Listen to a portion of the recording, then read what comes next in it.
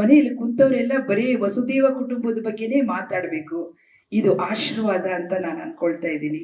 ಅವಿನಾಶ್ ಬರೀ ಈ ಸೀರಿಯಲ್ಗೆ ನನ್ನ ಮಗ ಅಲ್ಲ, ನನ್ನ ಜೀವನದಲ್ಲೂ ನನಗೆ ಅವರು ದೊಡ್ಡ ಮಗನೇ. ಇವತ್ತಿಂದಲ್ಲ, ಸುಧೀರ್ ಅವ್ರ ಕಾಲದಿಂದಲೂ ಅವ್ರು ನಮ್ಮ ಮಗನೇ ನಮಗೆ. ಸೊ ಈ ಸೀರಿಯಲ್ ತುಂಬಾ ಯಶಸ್ವಿ ಕಾಣ್ಲಿ. ಆಮೇಲೆ ಅನಿಲ್ ಸರ್ ಅವರ ಡೈರೆಕ್ಷನ್ ಇದೆಯಲ್ಲ, ನಾನು ಈ ರಂಗಕ್ಕೆ ಹೊಸಬಳು, ಆದ್ರೂ ಏನು ನೋವು ಮಾಡ್ಕೊಳ್ಳದೆ, ಬೇಜಾರ ಮಾಡ್ಕೊಳ್ಳದೆ, ಡೈಲಾಗ್ ಹೇಳೋದ್ರಲ್ಲಾಗ್ಲಿ ತಾಳ್ಮೆ ಇದೆಯಲ್ಲ, ಅದು ಭೂಮಿ ತೂಕದಷ್ಟು ತಾಳ್ಮೆ ಅವರಿಗಿದೆ.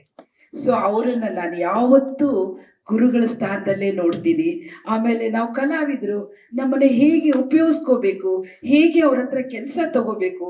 ಕಲಾವಿದ್ರು ಅಂತಂದ್ರೆ ನಾವು ಕಲಾವಿದ್ರು ಮಾತ್ರ, ಅವ್ರ ಹತ್ರ ಏನ್ ಟ್ಯಾಲೆಂಟ್ ಇದೆ ಅಂತ ತಗೊಳ್ಳೋದು ಡೈರೆಕ್ಟರ್ ಸಂಬಂಧಪಟ್ಟಿದ್ದು. ಅದನ್ನ ಅವರು ಚೆನ್ನಾಗಿ ಯೂಸ್ ಮಾಡ್ಕೊಳ್ತಾರೆ. ನಮಗ್ ಖುಷಿ. ನಮ್ಗೆ ಒಂದೊಂದ್ಸರಿ ನೆಗಡಿ ಆಗಿರುತ್ತೆ, ಆದ್ರೂ ಓಡೋಗಿರ್ತೀವಿ. ಒಂದೊಂದ್ಸರಿ ಜ್ವರ ಮೈಯಲ್ಲಿ ಇರುತ್ತೆ, ಆದ್ರೂ ಓಡೋಗಿರ್ತೀವಿ. ಯಾಕಂದ್ರೆ ಆ ಕಲೆ ಅನ್ನೋದು ನಮ್ಮ ಉಸಿರು ಅನ್ಕೊಂಡಿರ್ತೀವಿ. ಸೊ ಆ ಉಸಿರನ್ನ ಹೇಗೆ ಅಳವಡಿಸ್ಕೋಬೇಕು ಅನ್ನೋದು ಡೈರೆಕ್ಟರ್ ಮಾತ್ರ ಸಂಬಂಧ ಇರುತ್ತೆ. ಅದನ್ನ ಅನಿಲ್ ಸರ್ ತುಂಬಾ ಚೆನ್ನಾಗಿ ಮಾಡ್ತಾ ಇದ್ದಾರೆ.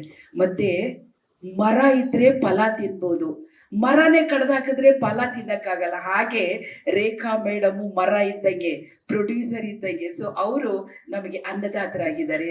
ಅವರಿಗೆ ಯಾವತ್ತೂ ರಾಯರು ಆಶೀರ್ವಾದ ಸಿಗಲಿ ಅಂತ ಕೇಳ್ಕೊಳ್ತೀನಿ. ಜೈ ಹಿಂದ್.